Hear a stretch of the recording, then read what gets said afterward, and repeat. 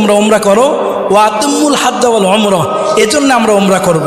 দ্বিতীয় নম্বর ফজিলত, নবীজি হজের আগে উমরা করছে, এজন্য আমিও উমরা করব। তৃতীয় নম্বর, যেই ব্যক্তি উমরা করবে ওই ব্যক্তি নবীজি বলছেন সে যেন আমার সাথে সাক্ষাৎ করলো, সুবহানাল্লাহ।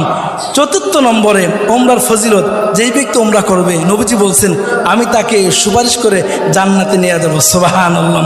পঞ্চম নম্বরে উমরা করতে গিয়ে আমরা বাইতুল্লাহতে নামাজ পড়ি, 1 রাকাত নামাজে 1 লক্ষ রাকাত নামাজ পড়ার সওয়াব পেয়ে যাব, সুবহানাল্লাহ। 6 নম্বর ফজিলত হলো দুনিয়াতে থেকেই জান্নাতি জিনিস এর মধ্যে চুমা দেওয়ার সুযোগ হয়, যেটা হলো আসওয়াদ পাথর, হজরে আসওয়াদ, এর মধ্যে চুমা দেওয়ার সুযোগ হয়। 7 নম্বরে উমরা করলে জিন্দেগির গুনাহ মাফ হয়ে যায়। 8 নম্বরে উমরা করলে দোয়া কবুল হয়। 9 নম্বরে উমরা করলে, উমরা করার সময় যখন আমরা লাব্বাইক আল্লাহুম্মা লাব্বাইক বলি, নবীজি বলেন লাব্বাইক বলার দ্বারা সাথে সাথেই তার সমস্ত গুনাহ খাতা মাফ হয়ে যায়। 10 নম্বরে যেই ব্যক্তি উমরা করে, উমরা করার কারণে জান্নাতের বাগান রওজাতুম মিন রিয়াজিল জান্নার ভিতরে তার যাওয়ার সুযোগ হয়ে যায়। 11 নম্বরে বলছে